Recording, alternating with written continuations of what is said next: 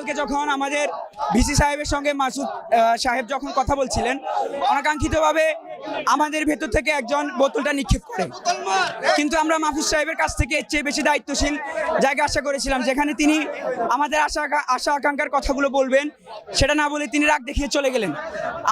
আমরা আশা করেছিলাম, যেহেতু বর্তমান ইন্টারিম গভর্নমেন্ট সকলের আন্দোলনেরই একটা ফসল, সে জায়গায় তাদের কাছে আমাদের আশা আকাঙ্ক্ষার জায়গাটা অনেক বেশি।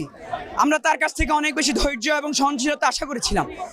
আমরা চেয়েছিলাম মাহফুজ ভাইয়ের কথা শুনে আমরা এখান থেকে সুস্থ এবং সুন্দর একটি আশা নিয়ে আমরা এখান থেকে আমাদের বিশ্ববিদ্যালয়ে যাব, আমরা আমাদের পরের টেবিলে ফিরে যাব।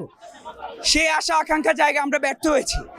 সেটারই প্রতিবাদ স্বরূপ আমরা এই বোতলের প্রতিকৃতি হিসেবে ব্যবহার করছি এবং এই মেসেজটা মাসুদ ভাইয়ের কাছে মাহফুজ সাহেবের কাছে দেওয়ার চেষ্টা করছি যে আপনাকে আরও বেশি ধৈর্যশীল এবং সহনশীল হতে হবে। না, দুইটা ঘটনা একসাথে আমি বলি।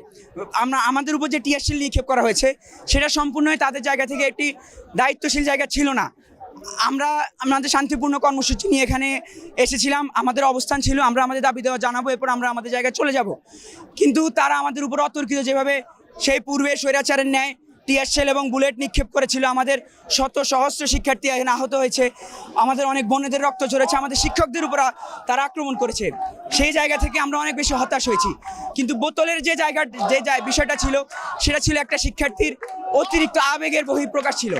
দুটো জিনিস কখনোই এক হতে পারে না। যতদিন পর্যন্ত আমাদের দাবি পূরণ না হবে ততদিন পর্যন্ত আমরা এখানে কর্মসূচি পালন করে যাব।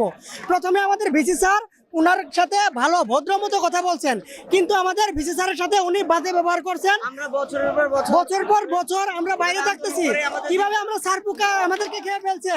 সারাদিন না খেয়ে, খালার রান্না না খেতে পেরে, বাইরে খাবার খেতে খেতে আলসার হয়ে আমাদের ভাইরা মারা যাচ্ছে। তারপরেও আমাদের উপর অমানবিক নির্যাতন চালানো হলো কালকে।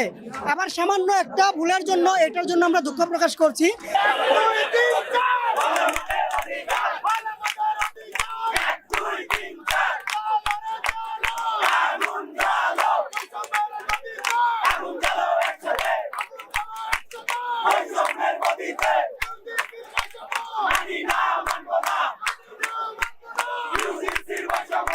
Thank you.